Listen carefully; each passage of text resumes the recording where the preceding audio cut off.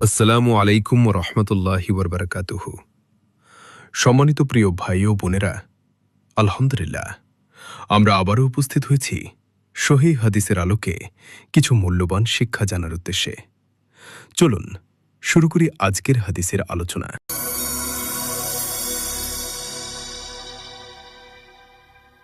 ইবনু ওমর রাদিয়াল্লাহু আনহু হতে বর্ণিত, তিনি বলেন, আল্লাহ রসুল সাল্লাল্লাহু আলাইহি ওয়াসাল্লাম ইরশাদ করেন, ইসলামের স্তম্ভ হচ্ছে পাঁচটি।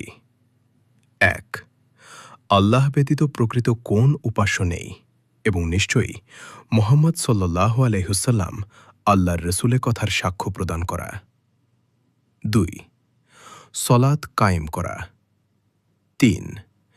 জাকাত আদায় করা। ৪. হজ্জ সম্পাদন করা এবং ৫. রমাজানের সিয়ামব্রত পালন করা, রোজা রাখা। যদি এই হাদিসটি আপনার উপকারে আসে তাহলে ভিডিওটি শেয়ার করুন, যেন অন্যরাও সহিহ জ্ঞান লাভ করতে পারে।